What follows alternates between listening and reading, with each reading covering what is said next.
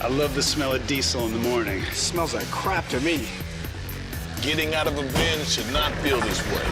MTV Base's show, Pimp My Ride, was not the longest lasting show on TV, but for the short while that it was on TV, it was one of the most popular shows, period. It was popular everywhere, and people all over the globe were captivated by what the men of West Coast Customs could do to a car.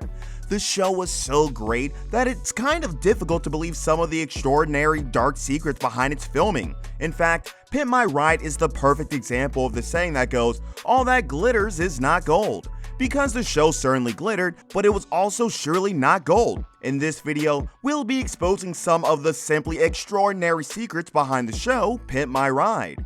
The idea behind Pimp My Ride was simple. The show would go around town taking applications from random people with banged up cars. The mechanics at the shop would listen to their sob stories, learn about their hobbies and personality, and take their horrific cars and pimp them. For example, if you worked at a mortuary and happened to love your job, the shop could install a fully functional personal ghost in your car or something. Okay, that didn't happen, but it's surely the sort of thing that could happen on the show.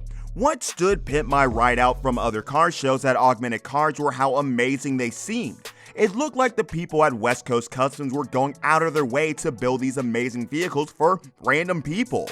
But this, like many of the things on the show, was false. It may have sounded great to viewers, but that was not actually what was happening behind the scenes. First of all, let's answer some basic questions. Who were the people who came to the show to have their cars pimped? They could not have been actors, could they? Well, as it turns out, a few of them were actors, and the ones that were not actors had their lives hilariously re-scripted for the show. In fact, in many cases, there were little to no similarities between who the contestants were on the show and who they were in real life. One contestant was so hilariously misrepresented on the show that it kind of felt like bullying. For example, candy was scattered all over his banged up car to make it seem like he had an insatiable desire for candy. Unfortunately, there was nothing he could do about it at the time and he just had to go with the flow. We also know for a fact that most of their sob stories were invented. The most poignant example of this was the episode that had Tiffany Haddish on as a friend of a car owner whose car eventually got pimped. When she appeared on the show, all Miss Haddish did was corroborate her friend Roche's tale about how her car got bashed. But that story too was fake and didn't happen at all. I know what you're thinking. If all the people who had their cars fixed were almost entirely scripted, then what explains their reaction at the beginning of the show when they got visited by Exhibit? And that is a pretty good question. At the beginning of every episode, the host of the show, Exhibit, visited people in their homes to let them know that their dreams of getting on the show had materialized. But there are a few things you need to know about those visits. The first is that the houses were fake too. Did you ever notice that the houses were always about the right proportions for a huge TV crew to film in? So even though the contestants had real houses and families, MTV usually went through the trouble of renting a new house for them for the show and filming in that new house. Another thing that stood the show out was the length of the mechanics were willing to pimp the rides too. They immediately took cars that did not look like they had any more miles on them and turned them into these absolute rock stars of vehicles. But even that was not strictly true. Yes, the men of West Coast Customs gave these vehicles unbelievable upgrades, but that was the thing. If something is too good to be true or unbelievable, it usually is just that. Unbelievable. A good majority of the vehicles that were pimped later went on to develop extraordinary problems that made them virtually impossible to use. Some of the ridiculous upgrades on the car were just fake. For example, in season 4, a contestant named Jake Glazer said that his car needed a new muffler very badly. However, instead of fixing the muffler, the shop just installed a fake exhaust pipe and pretended that the sound the muffler made was what the car was supposed to sound like. But those were not the only fake upgrades. He also noticed that there was a robotic hand added to his car for no other reason than to make the car look good. In fact, the arm did not work on its own and was being controlled by someone else off camera. So, some upgrades were fake, boo-hoo. At least some were real, right? Yes, some were real upgrades, but a majority of those real upgrades also stopped working a few months or even weeks after they were added. For example, the TV screen in Seth Martino's car stopped working a few weeks later, and the LED lights on his seat made them so hot that he basically could not drive with them on. And yes, it gets worse. If a certain upgrade was real and was not predisposed by breaking down once it was out of sight, then there was a huge chance the contestant was not allowed to drive it off at all. That's right, some of the upgrades were only added for the big reveal that were immediately removed when the reveal was done. According to Justin Deeringer, one of the contestants on the show, the shop removed a majority of the stuff featured in his car after filming.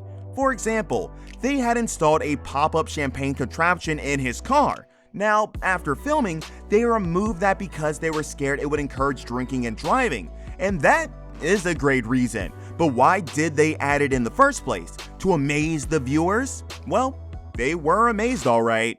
In addition to that, they also removed the drive-in theater feature in the car. From our investigation, it appears that a lot of the features that eventually went in the car were neither safe nor street legal, so to avoid liabilities, MTV removed them before they left the shop.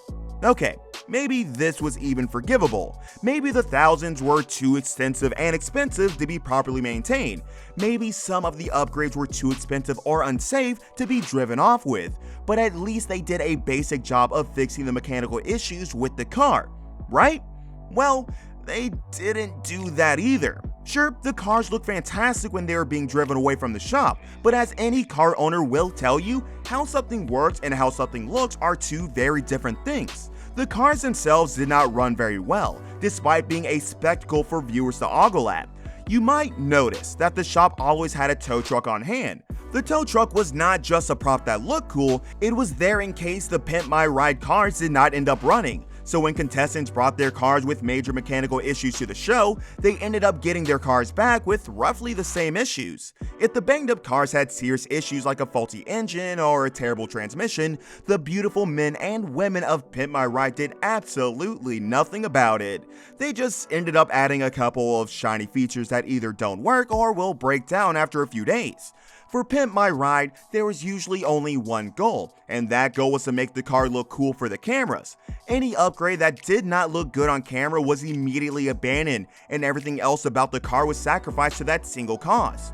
Interestingly, Pimp My Ride did not just do very little to fix the car after they got it, they also made the car worse. That's right, the show went out of its way several times to make the car they were fixing look even more banged up than it was.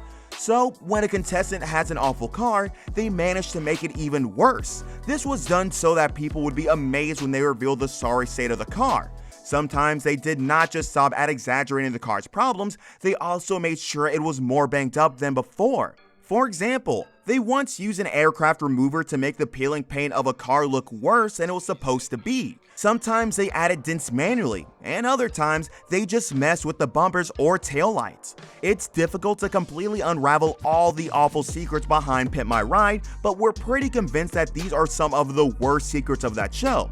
If you think there are secrets we skipped, let us know in the comments section below.